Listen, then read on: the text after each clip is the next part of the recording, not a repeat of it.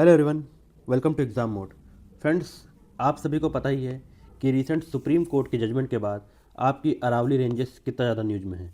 Recently जो supreme court का verdict आया है उसमें सुप्रीम कोर्ट ने कहा है कि 100 मीटर हाइट से जितनी भी अरावली की पहाड़ियाँ होंगी वो अरावली रेंजेस में नहीं काउंट करी जाएंगी। कितनी हाइट है? 100 मीटर। और सेकंड उसने कहा है कि दो कंटिन्यूस माउंटेन पीक्स जो आपकी अरावली माउंटेन्स की हैं, दो कंटिन्यूस पीक की जो डिस्टेंस है, मिनिमम डिस्टेंस 500 मीटर काउंट करी जाएगी। अगर 500 मीटर से दूरी पे कोई दो माउंटेन्स हैं तो उनको अरावली रेंजेस में काउंट नहीं किया जाएगा। जैसे स्टैंड अलोन आपका कोई फ्री माउंटेन है मान के चलिए, और उसके अगल बगल 500 मीटर तक कोई आपकी अगली अरावली रेंज की माउंटेन नहीं है तो इसे अरावली रेंजेस के माउंटेन में काउंट नहीं किया जाएगा। तो recently this judgement created a lot of chaos in our country. आप देख रहे हैं जगह जगह बहुत धरना प्रदर्शन हो रहा है।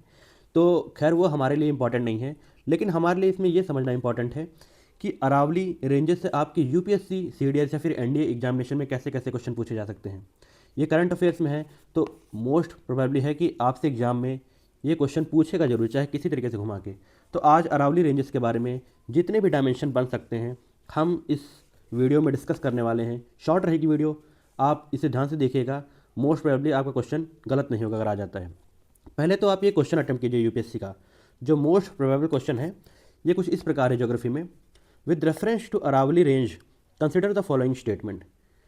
फर्स्ट स्टेटमेंट है the Aravalli range influences the spatial distribution of the south west monsoon by diverting moisture laden winds towards eastern Rajasthan and Gangetic plain. Second इसमें आपका the range acts as a geomorphological barrier that restricts the eastward expansion of aeolian process associated with the third digit. Third statement major perennial Himalayan river system originates from the Aravalli range due to its orographic height. Fourth, the degradation of the Aravalli range has direct implication for the air quality and desertification trend in the NCR region. तो ये चार आपके उसमें statement है जो आपके बताए गए हैं ऊपर से, उसके ये चारों ऑप्शंस हैं।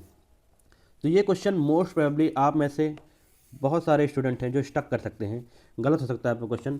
तो इसी के बारे में हम नीचे पहले डिटेल से डिस्कस करेंगे, क्या उसकी इंपॉर्टेंस है हमारे इंडिया के लिए। पहले उसको देखेंगे, उसके बाद आप लोग ये क्वेश्चन करने के लायक हो जाएंगे। ठीक है, तो आइए इसे ध्यान से देखते हैं, उसके बाद हम क्वेश्चन अटेम्प्ट करेंगे। तो आपका अगर बेसिक फैक्ट्स अगर जाने हम लोग अरावली के बारे में, तो जो आपके अरावली रेंजेस हैं वो oldest mountain system of the world है। ओल्डेस्ट माउंटेन्स अगर आपसे पूछी जाएँ तो अरावली में स्टेटमेंट अगर आ जाती है कि ओल्डेस्ट फोल्ड माउंटेन है, तो हाँ जी ये ओल्डेस्ट फोल्ड माउंटेन है आपके अरावली।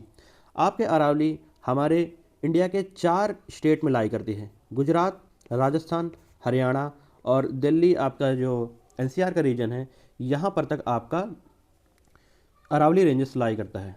यहाँ पर रायसेना हिल्स है, दिल्ली में रायसेना हिल्स है, जहाँ आपकी प्रेसिडेंशियल जो निवास बना हुआ है, प्रेसिडेंट का जो हाउस है, प्रेसिडेंशियल हाउस, वो रायसेना हिल्स पे है, वो अरावली रेंजेस का ही आपका पार्ट है। तो Gujarat, Rajasthan, Haryana and your Delhi lies in the Aravalli range region. ठीक है, ये आपको पता होना चाहिए। और आपकी अरावली रेंज की डायरेक्शन क्या है? South west to north east. South west से नॉर्थ ईस्ट तक आपकी अरावली रेंजेस की डायरेक्शन है। Highly eroded and discontinuous mountains है ये। इसकी most part of the this mountain आपका डेन्यूड हो चुका है, डिसकंटिन्यूस है बहुत ज़्यादा, और काफ़ी पुरानी चट्टानें हैं। Oldest mountain fold mountain system है आपका वर्ल्ड का। याद रखिएगा ये फोल्ड माउंटेन है। ठीक है, अब आइए इसके बारे में कुछ ओरिजिन के बारे में जान लेते हैं।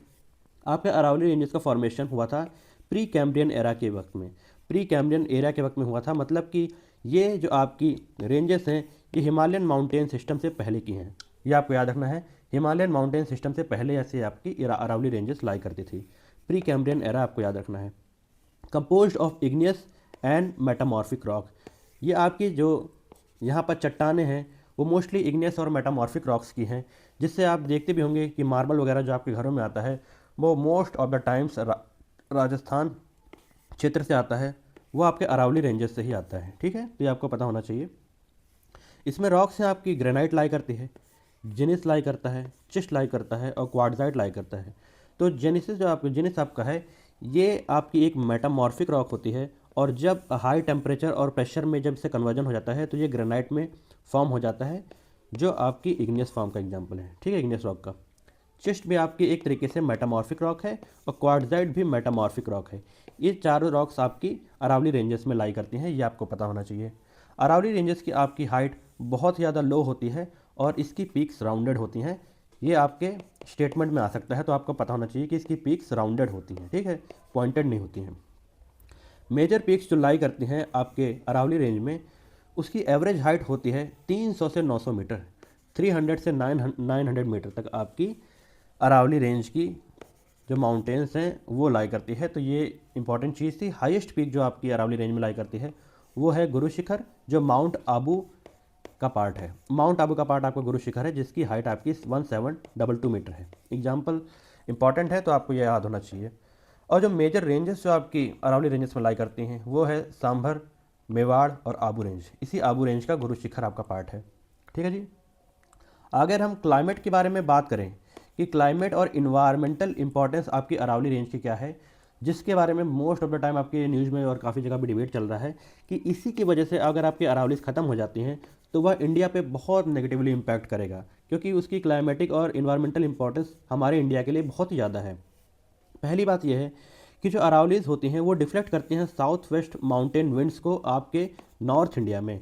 यहाँ पर आप देखिए, यहाँ से जो साउथ वेस्ट मानसून आपका आता है वो अरावलीज की वजह से डिफ्लेक्ट होकर आपके नॉर्थ इंडिया में गंगेटिक प्लेन में बारिश करता है। इस बारे में आपको पता होना चाहिए। तो मानसूनल आपका इम्पैक्ट अरावली की वजह से बहुत ज़्यादा है, ठीक है। तो ये इसकी फर्स्ट इंपॉर्टेंस थी। हेल्प क्या करता है आपको, rainfall in the eastern Rajasthan और गंगा प्लेन्स में आपके बारिश कराता है। सेकेंड चीज़ ये सबसे इंपॉर्टेंट करता है कि ये रिस्ट्रिक्ट करता है eastern expansion of the Thar desert. यहाँ पर आपका थार डेजर्ट लाई करता है, here lies the Thar desert, और थार डेजर्ट आपके नदर्न इंडिया के पार्ट में ना आ जाए, इसकी रिस्ट्रिक्शंस आपके अरावली रेंजेस करते हैं। अरावली रेंज होने की वजह से आपका जो डेजर्ट का एक्सपेंशन है ईस्टवर्ड नहीं हो पाता है। तो ये एक इम्पॉर्टेंट बैरियर है जो क्रिएटेड है नेचुरली, जिसको अगर हम ख़त्म कर देंगे तो आप देखेंगे कि आपका नॉर्थ इंडिया पूरी तरीके से आने वाले वक्त में डेजर्टिफाई हो जाएगा। यहाँ जितना भी वेजिटेशन है, फसलें हैं, सब खराब हो जाएंगी। इसीलिए आपके अरावली रेंजेस की इंपॉर्टेंट इतनी ज़्यादा है। Checks aeolian process. Aeolian process क्या होता है, आपकी जो विंड्स वगैरह जो होती हैं वो जो ब्लो करती हैं डेजर्ट से आपके इस पार्ट की तरफ, क्या बोलते हैं, ईस्टर्न पार्ट की तरफ, इसको ये चेक करता है, इसको रोकता है, ठीक है। विंड के प्रोसेस से ये रोकता है आपको, इसको एओलियन प्रोसेस कहते हैं, ठीक है। अगला है, इसकी वजह से आपका ये भी आ सकता है कि जो आप देखते हैं सैंड स्टॉर्म वगैरह अब एओलियन प्रोसेस में ही आता है, ये पता होना चाहिए आपको। तो अरावली रेंजेस एओलियन प्रोसेस को रिस्ट्रिक्ट करते हैं, ठीक है जी। अगला इसमें दे रखा है रिस्ट्रिक्ट्स डेजर्टिफिकेशन ऑफ राजस्थान और हरियाणा। जैसे मैंने आपको बता दिया कि डेजर्टिफिकेशन को भी ये रोक रहा है, इसीलिए इसकी इतनी इंपॉर्टेंट है। और अगर मैं पूछ लूँ आपसे, एग्जामिनर में अगर पूछा कि कौन कौन सी रिवर्स हैं जो आपकी अरावली रेंजेस से निकलती हैं, अब हम पूरी तरीके से जान लेंगे कि अरावली के बारे में क्या क्या चीज़ें होती हैं, तो उसमें रिवर्स हमें ज़रूर डिस्कस करनी चाहिए। पहली इसमें 4 मेजर रिवर्स हैं जो अरावली रेंज से आपकी निकलती है। वो है आपकी लूनी रिवर, सेकंड है आपकी साबरमती रिवर, थर्ड है आपकी बनास रिवर, और फोर्थ है आपकी साहिबा रिवर, ठीक है जी। तो इसमें अगर हम लूनी रिवर के बारे में जानें तो लूनी रिवर आपकी फ़्लो करती है अरेबियन सी की तरफ। जैसे यहाँ से आपकी लूनी रिवर निकली राजस्थान में और ये अरेबियन सी की तरफ जाती है फ़्लो होते हुए, ठीक है। और ये मोस्टली सीजनल रिवर है। इस रिवर की आपकी लंबाई है 495 किलोमीटर। ओरिजिन इसका होता है पुष्कर वैली अरावली रेंज में। पुष्कर वैली अरावली रेंज में आपकी लूनी रिवर निकलती है। उसके बाद लूनी रिवर फाइनली आपके रन ऑफ कच्छ गुजरात में जाकर गिर जाती है। ये आपको पता होना चाहिए, रन ऑफ कच्छ गुजरात में जाके आपकी लूनी रिवर गिर जाती है, ठीक है जी। इसमें एक मेजर डैम है आपका, वो है जवाई डैम। जवाई डैम इसकी ट्रिब्यूटरी पे बना हुआ है, वो आपका एक इम्पॉर्टेंट डैम है। तो जवाई डैम के बारे में आपको पता होना चाहिए कि जवाई डैम किसकी ट्रिब्यूटरी पे बना है, तो वो आपकी लूनी रिवर की ट्रिब्यूटरी पे बना है, ठीक है जी। तो ये लूनी रिवर के बारे में था। आगे अगर हम देखते हैं साबरमती रिवर। साबरमती रिवर की लंबाई आपकी 371 किलोमीटर है। साबरमती रिवर का इंपॉर्टेंट हिस्टोरिकल इंपॉर्टेंस ये है कि यहाँ पर आपके गांधी जी का जो साबरमती आश्रम था वो इसी रिवर के किनारे आपका बना था। तो ये वही साबरमती रिवर है। इसका ओरिजिन आपके उदयपुर में होता है, अरावली हिल्स में, और ये आपकी ड्रेन करती है गल्फ़ ऑफ खम्बाट में। याद रखिए, गल्फ़ ऑफ कच्छ में नहीं बल्कि गल्फ़ ऑफ खम्बाट में आपकी ड्रेन करती है साबरमती रिवर। ये आपकी, इसका ओरिजिन कहाँ से होता है, अरावली रेंज से। थर्ड आपकी इंपॉर्टेंट रिवर है बनास रिवर। इसमें बनास रिवर की लेंथ है आपकी 512 किलोमीटर और ये इंटायरली आपकी राजस्थान में लाई करती है। ये पूछ सकता है आपसे कि ऐसी कौन सी रिवर है जो इंटायरली आपके राजस्थान में लाई करती है, जो अरावली रेंजेस से निकलती है। तो उसका आंसर होगा आपका बनास रिवर। इसकी ओरिजिन आपका होता है कमनौर हिल्स अरावली रेंजेस से, और ये एंड होती है चंबल रिवर की ट्रिब्यूटरी बनकर। चंबल रिवर की ये ट्रिब्यूटरी आखिरी में बन जाती है। तो ये पूरी तरीके से बनास रिवर आपके राजस्थान में लाई करती है। हाँ जी ठीक है, तो ये इंपॉर्टेंट था, आपको पता होना चाहिए था। और इस पर एक डैम लाई करता है, वो है Bisalpur dam. Bisalpur dam project आपके बनास रिवर पे है, ये आपके लिए इंपॉर्टेंट है जानना। अगला है साहिबा रिवर। इसके बारे में ज़्यादा कुछ नहीं पता करना है, बस ये याद रखना है कि ये ट्रिब्यूटरी है आपकी घग्गर रिवर की। ठीक है जी, तो ये चारों रिवर थी जो आपके अरावली रेंज में लाई करती हैं। अब आखिरी में हम आते हैं इसके इकोलॉजिकल इंपॉर्टेंस। और अरावली रेंजेस की आपकी इकोलॉजिकल इंपॉर्टेंस क्या है, ढंग से समझिएगा, क्वेश्चन में स्टेटमेंट फॉर्म में आ सकता है। फॉरेस्ट टाइप्स आपके होते हैं, अरावली रेंज के जितने फॉरेस्ट हैं उसके टाइप्स आपके ट्रॉपिकल ड्राई डेसिडिवस फॉरेस्ट लाई करते हैं। कौन से फॉरेस्ट होते हैं हमारे पास, ट्रॉपिकल ड्राई डेसिडिवस आपके अरावली रेंज में फॉरेस्ट लाई करते हैं। थॉर्न फॉरेस्ट और ट्रॉपिकल ड्राई डेसिडिवस, ये दो टाइप के फॉरेस्ट आपके पाए जाते हैं। Acts as a biodiversity corridor between western Ghat and Gangetic plain. यहाँ पर आपका देखा, अगर हम देखते हैं मैप में, तो नीचे इंडिया के वेस्टर्न घाट लाई करता है। हम लोग जानते हैं कि अगर इंडिया का मैप हम कंप्लीट करें तो यहाँ आपका वेस्टर्न घाट लाई करता है और ये आपका गंगेटिक प्लेन लाई करता है। तो इन दोनों के बीच में एक इकोलॉजिकल मान के चलिए एक गैप है, या फिर इसको जोड़ने का आप कह लीजिए काम करते हैं, कौन सी आपकी अरावली रेंजेस। ठीक है, तो ये बायोडाइवर्सिटी कॉरिडोर एक तरीके से लाई करता है आपका। ठीक है, तो मतलब कि यहाँ पर आपके दोनों तरीके के जानवर जहाँ जो आपके पाए जाते हैं, और प्लांट्स और फॉरेस्ट टाइप दोनों तरीके के यहाँ पर मिक्सचर उसका पाया जाता है आपके अरावली रेंजेस में। ये चीज़ आपको पता होना चाहिए। ठीक है, फौना यहाँ कौन कौन से जानवर पाए जाते हैं, जानवरों की प्रजाति, वो होते हैं लेपर्ड, स्ट्राइप्ड हाइना और नील गाय आपके मोस्ट फेमस है जो आपके यहाँ पाई जाती है अरावली रेंजेस में।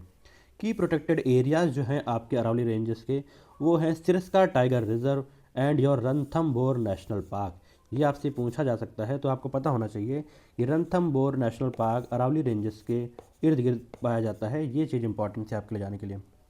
कुछ इंपॉर्टेंट मिनरल्स जिसका एक्सप्लोरेशन गवर्नमेंट ऑफ इंडिया या फिर इलीगल माइनिंग के द्वारा भी करा जाता है, तो वो कौन कौन से मिनरल है जो आपके अरावली रेंजेस में पाए जाते हैं, वो है copper, zinc, marble and granite. इसके बारे में हमने ऊपर बताया था, और कॉपर जिंक भी आपका पाया जाता है, ये इंपॉर्टेंट था।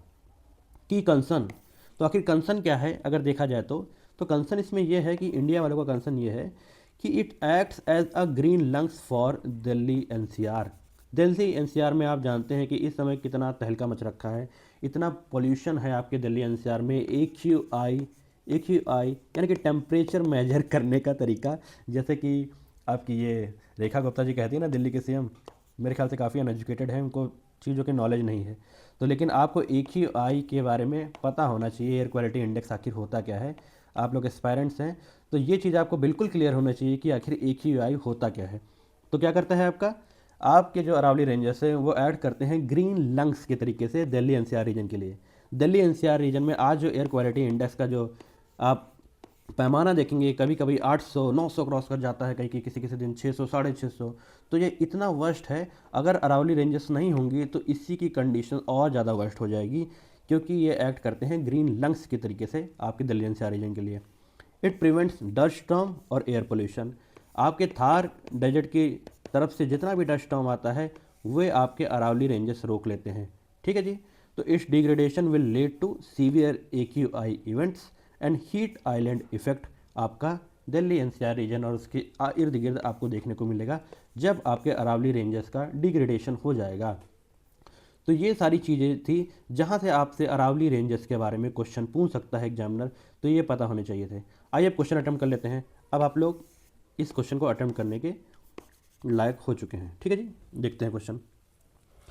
क्वेश्चन का जो स्टेटमेंट, पहला स्टेटमेंट है that Aravalli range influences the spatial distribution of the south west monsoon by diverting moisture laden winds towards the eastern Rajasthan and Gangetic plain. जैसा कि हमने ऊपर डिस्कस किया कि हाँ जी, ये आपके साउथ वेस्ट मानसून को डिफ्लेक्ट कर देता है ताकि गंगा प्लेन्स में आपके बारिश हो सके। तो ये स्टेटमेंट आपकी सही है। ठीक है जी, अगले स्टेटमेंट कहता है the range acts as a geomorphological barrier that restricts the eastward expansion of the aeolian process associated with the Thar desert. As I told you कि आपका यहाँ से ईस्टवर्ड एक्सपेंशन आपका थार डेजर्ट का ना हो पाए, ये रोकता है आपका अरावली रेंजेस। तो हाँ जी, आपकी ये वाली स्टेटमेंट जो गिवन है, ये भी स्टेटमेंट आपकी बिल्कुल सही है।